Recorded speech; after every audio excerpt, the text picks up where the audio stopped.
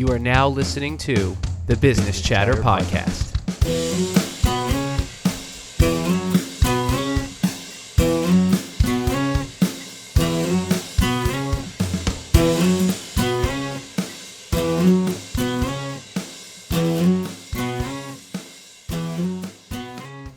All right, we're live. Welcome We to are. the Business Chatter Podcast. I'm Anthony. And I'm Chris, and we're happy that you're here with us today. I got you. And I'm back in New Jersey. That's right. We're separate for the moment, but we'll be back together for the next episode. And for the summer. And for the summer. We're That's exciting. we're bunking up. Cardboard cutout of me. Yeah. Well, the cardboard cutout will come in the fall. But we might put bunk beds down here so that way we can really dig into the podcast full time. It'd be fun. That would be fun. And give us more room for activities.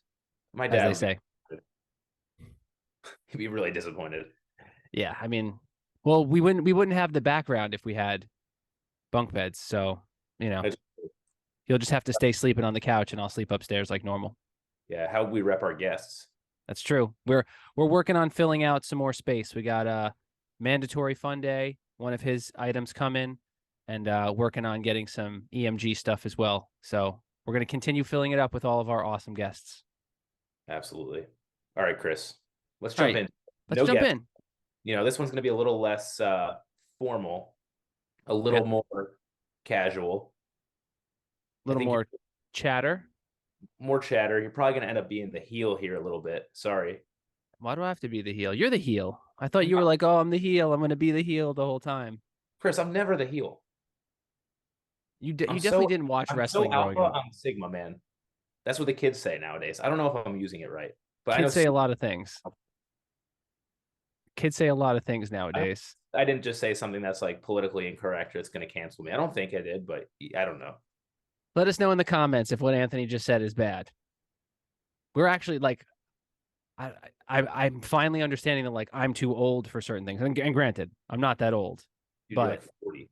I'm not 40. I'm in my early 30s. Yeah. Try that one on. You're getting older soon too. Shout out, Anthony's birthday will be Friday. Well, right. It's always the same date, but it's this coming Friday. You're watching this episode on Wednesday. His birthday's on Friday. Friday's always my favorite day to have my birthday on. Oh, great day. Yeah. Great day. You could take the day off if you're working. You have the whole weekend ahead of you. It's a beautiful thing. That's right. Well, all right, Chris. We'll recap that. But anyway, let's jump in. So today we want to talk about how every path is different. And that's a recurring theme that we've heard throughout the last few guests that we've spoken with. And if we look at the body of work for the podcast so far, every story truly is different. We have founders who started completely from scratch. We have founders who purchased legacy businesses. We have founders with business degrees, founders without business degrees. We see TV, movies, and actual founders who dropped out of high school and now they have multi-billion-dollar businesses. And not to say that that's the path that you should take, but one of the things Anthony and I set out to do at the start of this podcast is really bridging the gap between practicum and practice, right? So the stuff that you get taught to the way that things actually go. And we're hoping that we are starting to fill in some of those gaps. But by speaking with so many great founders, we're really finding that every path truly is different. There isn't one way to do it, but there's some reoccurring themes that we're continuing to see from these conversations that are important to nail down in order to try to find some success. Yeah, definitely. And I think what you said there, a big difference between practicum and practice. I think business school is very good at teaching the practicum, but not as much the practice. Obviously, that's not like anything. It's not a revelation of any sort. But everything you learn is very much in pen there. They don't give you much room to guess and check and erase. And that's really what business is. And as you've seen with all these, whether it be Fabrizia, whether it be Forage, Nebula Snacks, it's not like we started and everything went exactly as we planned it to be. We wrote our plan in pen. We wrote our goals in pen. We rode over this smooth highway with no bumps and we got to our destination. Like, that's not the way it works. Like, plans are always written in pencils. Like, yeah, maybe their goals are written in pen and don't change, but like how they're getting there is always changing. And business school doesn't do a great job of teaching you that. Like, business school is great at teaching you functional skills, but it's not great at teaching you how to deviate. Definitely. Yeah, that's a great point. I mean, when I when I think of business school, it teaches you to speak the language. It helps build up the network, and it gives you the foundation. So that way, when you run into certain situations, you may have an approach or a view, or maybe some type of strategy that you can utilize to be able to overcome an obstacle or start to get down to the deeper levels of things. But when you're faced with a circumstance that is unique, you have to be understanding of the fact that you do need to pivot, you do need to make these changes, and going through that is really the only way that you'll have the ability to flex that muscle. There's no case study that you're doing in business school that's going to give you the ability to actually take on something head on. I think of Fabrizia when they ran into the legal issues, and they're trying to figure out how they're going to pay these fines. They're trying to navigate getting their business, growing their business, and getting into different states. And no matter how many times you read about it or write up a case study, until you're actually doing it, you're truly not able to understand what's going to work for that case. Well, it's not even that. I mean, it happens all the time. I think Phil even posted something else on LinkedIn about it. They went to California and they showed up with their contact, and it turned out to be a totally fruitless endeavor when they were starting small and didn't have much. And, going back, that's supposed to be a big opportunity for them, going to their first distribution show or, whatever it was along those lines, forming their contact, building their book of business, building their distribution network, and ending up with nothing. And now having to deviate and say, what do we do from there, instead of panicking. And, now all these years later, they just announced that they're in every Whole Foods in California, I believe. Yeah. And I think nationwide. Yeah. For Whole Foods. So, yeah, what's the lesson of that? Persevere, pivot, and the way that you wrote it wasn't the way that it was going to go. Yeah, I was putting you on the spot because I kind of lost my train of thought. Well, I think I answered it pretty well, but hey, you could decide. No, but in that same vein or on that same track, they say, when you start in sales, right, you need to have thick skin. And if you ever watch Shark Tank, you can see how brutal on the sharks can be to entrepreneurs. And that thick skin is always something that I've thought about, in my own career and just watching individuals. I think about it when we talk to founders. Every single one that we've spoken to has been so vulnerable with us and has been so willing to tell us about the downsides, what's been challenging, some of the feelings that they're having. But that doesn't mean that they don't have that thick skin. I think, we're going back to Fabrizia again, but, Phil said, you're having that real difficult time, but you wake up the next morning, smile on your face, ready to go, facing your team. That's great leadership. That's what you need to be able to have the opportunity to succeed. And every single one of the founders and business owners that we've spoken to and will speak to have had those days where they don't know how it's going to happen. Where's the money going to come from? Are we going to get this next deal? We just lost this situation. I think of EMG getting the whole team together, trying to, navigate the flood and their warehouse. They're drying out speakers by hand just to get the job done. All of those things are the pieces that you don't see unless you really dig in. But when you're facing the outside, they're able to take on, kind of be the shield for the organization to make sure that they're putting out the right message to customers, investors, and the market. Yeah, I think this kind of reminds me of, like, the expression "no crying in baseball." Mm-hmm.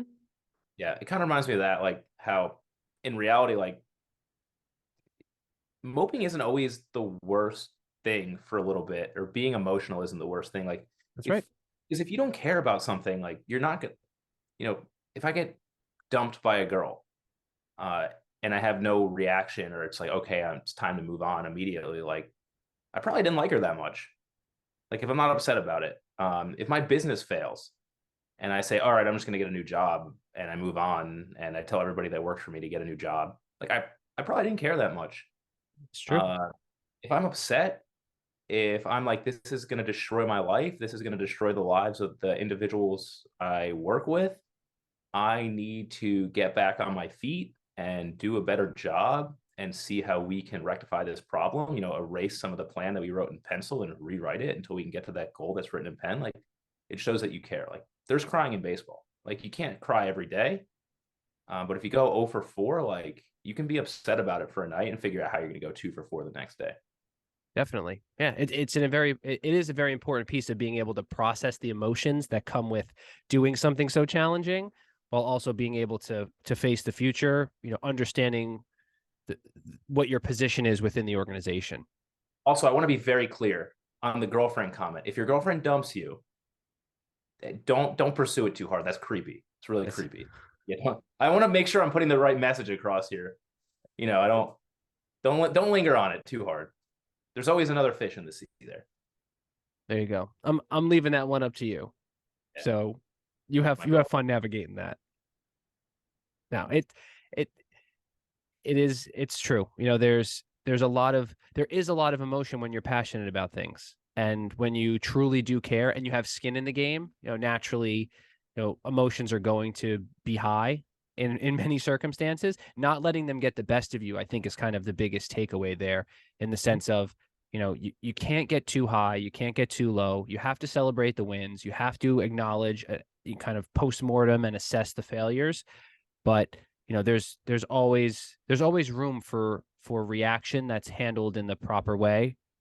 Maybe ideally you're not lashing out in front of customers, right? You're not breaking down in the middle of a pitch, but at the same time, when you do have those moments to be more vulnerable and you have a support system around you, it's certainly something to be utilized, because that is part of what it's there for. And that brings us kind of to the point of team, right? Every founder we've spoken to that is not like a solopreneur essentially has spoken about how valuable the team is, how they wouldn't be there without the team. And there's an emotional lift that you get when you know that your team is behind you. You're doing all you can, they're doing all they can, and they know that, sometimes it's bigger than them in their specific role, and they're willing to 100% be behind the mission to help, drive through what you've set out to do. Absolutely. All right, Chris, let's branch off a little bit. Go for it. Story time. Did you say story time? Story time. Go for it. No. I want you to give one. Of what? I don't know. I feel like we're talking at them right now.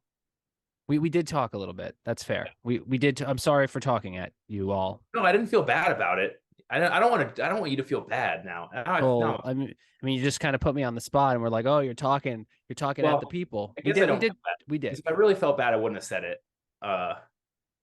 Okay. Yeah. So let's tell a story, and then I'll tell a story. Do you want me to tell a story about the specific subject, or are we just going off on a random story? We can do both. Either one. Chatter. Well, we can chatter. I mean, again, you did put me on the spot, so now I'm trying to, think of something that would be of value here. So not everything you says is valuable? I mean, I'm sure there's plenty of stuff that doesn't have to do with what we talk about. That's really more, I think, where it comes from. I appreciate everything you say. We're all right. We're getting off on.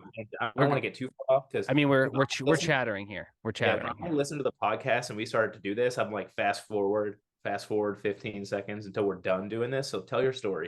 Well, you do know that we're doing it. It's kind of the part of the podcast. All right, so let's see.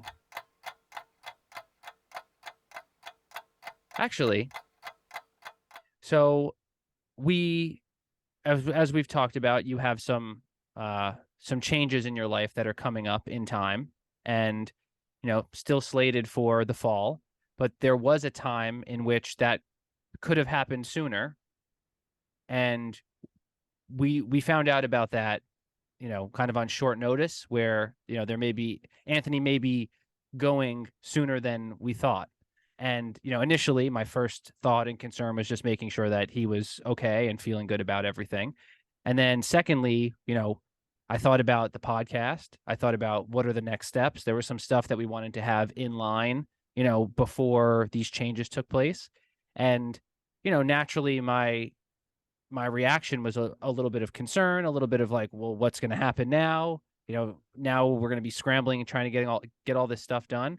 And, I spoke about it with my wife, who's been extremely supportive in the whole process. And once I was able to get past that initial emotional reaction, I was able to kind of gather myself back and sit there and think and know that we've already thought about this. We already have a rough plan in place as to how to move forward. And then I think maybe an hour later, after we got off the phone, I sent you a text and I was like, hey, if everything goes this way, this is kind of what I was thinking. And we were right in line, because it was something that we had prepared for. And we kind of got back to understanding what the plan was, and then pivoting based on the vision that we have to make sure that it's still following in the trajectory, but not exactly on point. And I'm being a little vague because there's some stuff that we're going to be doing in the future before you go that I don't want to give away, but we'll reveal more of it as it happens. I think the vagueness lures everyone in. Like I felt very engaged in you being vague because I didn't even know what you're talking about half the time. Well, hey, it's a beautiful thing. So that's good. I appreciate that, and I feel like I want to figure out what's coming up here now. Good. Keep listening. Follow us on Instagram at Business Chatter Pod. So, yeah, I guess. Oh, I got a good one in terms of like pivoting and adapting and figuring out your situation, um, and identifying when it's maybe not the correct one for you to be in. Okay. Do But tell. now it's not shared, is it? Oh, really? You're gonna play that game? Tune in next week. So I would like to, but it's probably not the time, Chris. All right, so you set me up. So at the beginning of this podcast, you said I was going to be the heel. This is very heel behavior of you. You know what you do, though. You threw me out to the wolves. Chris, I told a vague story. we can't share this right now, but we should record it now. Like, okay. when we're done recording this podcast, we should record this. Okay, we could do that. Okay. We could do that. But yeah, in terms of pivoting and adapting, I mean, I feel like I've went over it so many times, like whether it be talking with Phil, whether it be talking with you, whether talking just anybody we've had on this podcast, I feel like my whole career has just been failing upwards. Like it's whether it's been lack of fulfillment or like struggling with education initially, or finding something I've liked. Like I've always somehow found myself in a better situation than I was before. And like I've always had the same goal long term. Like I'm not gonna share that with everybody like at this point, like what my long term goals are, because they are a little bit vague. But I've always like I could do the worst thing professionally, academically, and somehow like I'm always finding myself in a better spot. I don't know if that makes sense. And like again, I feel like it's very vague, way more vague than even what you said. But I feel like people also put a lot of pressure on themselves professionally and academically, like whether you're in high school or college, you think you get a D in a class in college, it's going to be the end of the world, and BCG is not going to hire you, or you're not going to get into HBS or Stanford Business School or whatever. Like, don't worry about it, because like if you didn't get that D and like you got an A, like you never would know what it's like to get a D, especially if you worked hard for a D. Like. Well, the element of failing and being able to face that and also having struggle is very important. There's if you always win, it makes it even more difficult. You're just stacking up victories. The loss hurts a lot more down the line than it does early on, so you are better off facing that. And not to say that you should do it intentionally, but if you face adversity and you don't finish exactly where you want to be, don't let that be the defining piece. Let that be motivation to get better and to push forward. Actually, when you were talking, it made me think one of the biggest pivots I made was in college. I was a history major. I was actually going to school to become a teacher, and I decided that I didn't want to continue on that path. So I finished with a history degree and a minor in criminal justice for those interested. But I got out and I started working at a company that I had been interning at during my college career, and eventually leveraged into sales. And, then my career's kind of stayed in that realm, sales, business development. But there's no way I would be where I am right now doing the things that I'm doing if I didn't make that pivot. And at the time it was scary, having that conversation with my family and, kind of facing that and changing things up. But it was something that I knew that I had to do. And it was the right thing then. And looking back, it's even more so the right thing. And that's not a comment on teachers. They're essential. Teachers are teaching are the future. So, it's an extremely valuable job. For me, it wasn't the right fit. And now I like to look at some of what we're doing and, some of the stuff that we may do in the future as my way of being able to pass on information with the same passion that I felt, I had in college, but just in a different way. So yeah, that was a big pivot in my life. Yeah, it's a good one. But I think it's really important just in general, like having an experience where you have to pivot, whether again it be academically, professionally, personally. A lot of people like talk about like, oh, I've been successful in everything that I've done. I've never like what challenge do you face? Like, well, I've never faced any challenges. Like probably because you haven't put yourself in the position where you have to face a challenge. Not saying it's a bad living a comfortable life isn't bad. But if you want to be an entrepreneur, if you want to be a founder, like you need to make sure that you're setting yourself up to handle uncomfortable. Sure. I mean, that's really the key here. It's like this, as much as we would like everyone to watch and enjoy our podcast, we have a certain, market of people who would be interested in this. And, these conversations are really, targeted for that, and being able to understand, is this something that is for me? Is it something that I want to be doing, and understanding what comes with that, because it's not all Forbes interviews and chats on, the business channels and all that. There's a lot more behind it that is, arguably the hardest part. So, it is good to put those things out there, but also to understand that wherever you are right now, it doesn't mean you can't get to where you want to go. It's just a matter of, figuring out how to get there and being willing to make some pivots on the way, and leveraging your support system, whether that's your team, family, friends, whatever that may be, utilizing it the right way. Yeah, absolutely. All right, Chris. Let's wrap it up. You were talking like way too much, man. Hey, I'm excited. This is a fun topic, so I'm into it. No, I appreciate it. Everything was really insightful. I'm glad. Are you interviewing me again? I was about to be like, you were a great guest. We enjoyed having. I didn't want to go there. I feel like it's played out. We've done it. We did do it. All right. So why don't you, do the thing, and then I'll wrap it up, and then we can we'll head out for the day. All right. So thank you for listening, liking, watching, subscribing, following. Did I start with whatever? Following. Instagram Business Chatter Pod, Spotify The Business Chatter Podcast, YouTube The Business Chatter Podcast, just Business Chatter Pod. Business Chatter Pod. Email us host@businesschatterpod at gmail.com. Password is you thought I got you there, Chris. I definitely got you there for a second. I mean, you still don't know what our YouTube handle is, so yes, it's possible that you may have given the password out. Let us know if you have any questions, comments, concerns, feedback.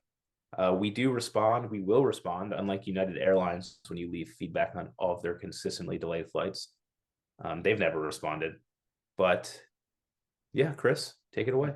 Hey, this is editing Chris here. One thing forgot to mention on the actual recording with Anthony, our sponsor, Almost Vintage Chris, at Almost Vintage Chris on Instagram, almostvintagechris.com, code BCP for 10% off your order. And I am an ambassador for Shank Golf. You could see the hat that I've mentioned in a few episodes, as well as this awesome golf polo. There's a number of really cool items that they have. You can go to shankitgolf.com, check them out at shankitgolf on Instagram, and use the code CGolf15 for 15% off your order. Yeah, well, we really appreciate you watching and listening. We know that your time is valuable, so thank you for sharing it with us. We're the Business Chatter Podcast. Consider us your crash course on value creation through the words of individuals who have done it before. All right. We'll see you next time. Bye.